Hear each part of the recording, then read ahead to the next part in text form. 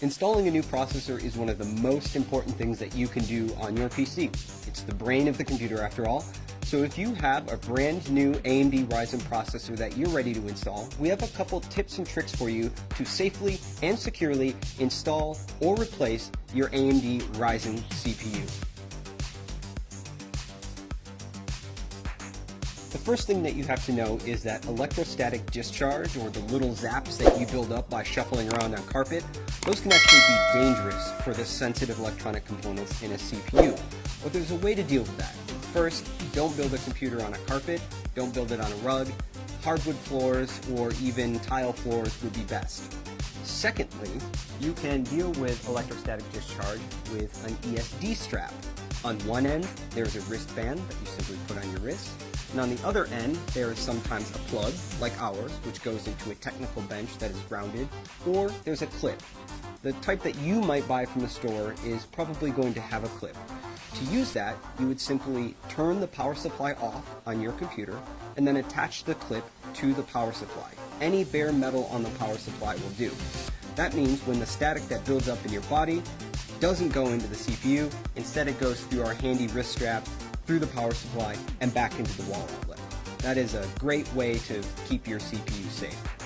The next thing that you'll want to do is install the processor. Now that you're grounded with your wrist strap, you'll be able to take the AMD Ryzen CPU out of its bubble packaging.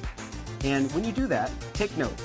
In the lower left-hand corner, there is a golden triangle. That golden triangle lines up with a triangle that's also on our processor side. So you'll want to turn the CPU to match the two triangles up.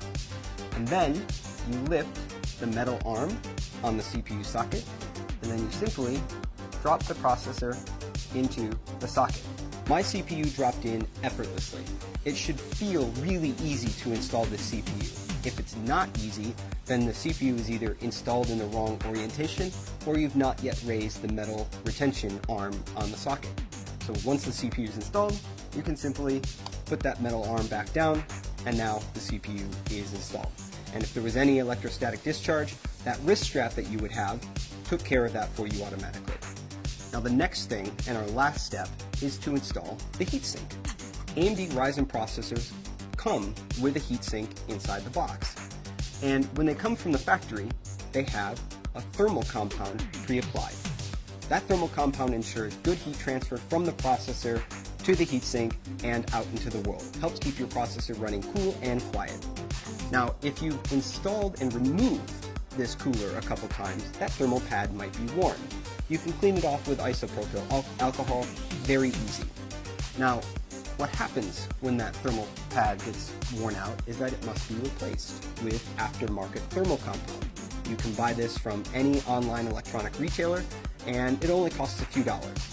This thermal compound is really easy to apply, comes in a plungered syringe more often than not, and there are a few ways to put it on the processor. Many people advise a large dot the size of a pea or two peas in the center of the CPU, and then when you put the heatsink on, it will spread out evenly across the processor. Other people recommend drawing an X shape across the CPU with thin beads of the thermal compound. And again, when you apply the cooler, the pressure of the cooler on the CPU will evenly spread out that thermal compound. It's important that you don't have too much compound, which can hurt your temperatures, or too little compound, which can also hurt your temperatures. You just want a nice, paper-thin, even application of the thermal compound on your CPU, just about what it looks like on the bottom of the heatsink from the factory. And that is how you safely and securely install or replace an AMD Ryzen desktop processor in your socket AM4 motherboard.